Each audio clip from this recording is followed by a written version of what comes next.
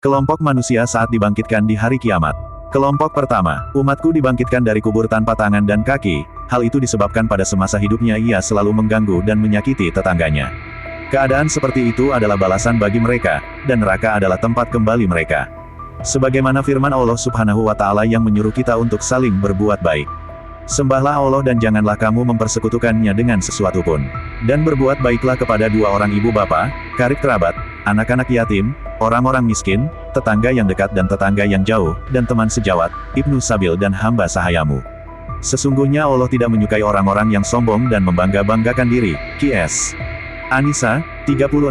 Kelompok kedua ini adalah mereka yang dibangkitkan dari kubur dalam keadaan berbentuk seperti babi hutan. Ini dikarenakan mereka semasa hidupnya yang suka mengabaikan salat, meremehkannya atau lalai dalam salatnya. Allah Subhanahu wa Ta'ala berfirman, maka kecelakaanlah bagi orang-orang yang salat, yaitu orang-orang yang lalai dari salatnya. Qs. Al-Ma'un, 4-5. Kelompok ketiga yaitu umatku dibangkitkan dari alam kubur dalam keadaan perutnya membesar bagaikan bukit, penuh ular dan kalajengking.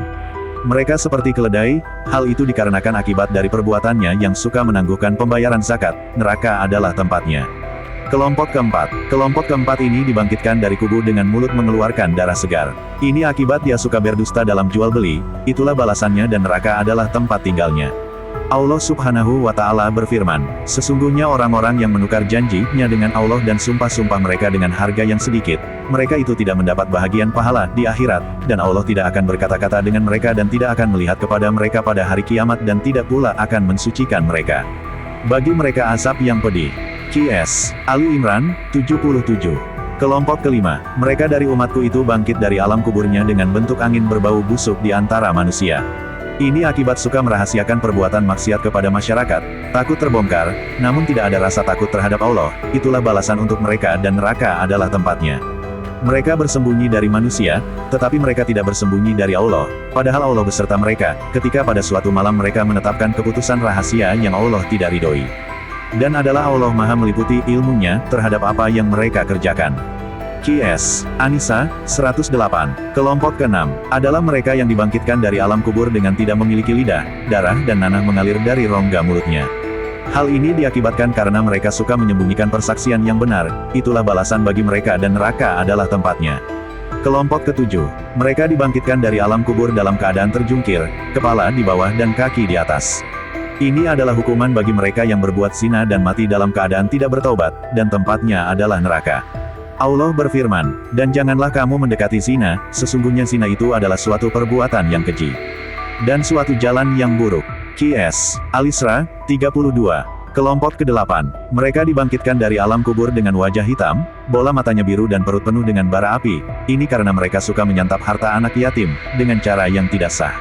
Allah Subhanahu wa Ta'ala berfirman, sesungguhnya orang-orang yang memakan harta anak yatim secara zalim, sebenarnya mereka itu menelan api sepenuh perutnya dan mereka akan masuk ke dalam api yang menyala-nyala, neraka.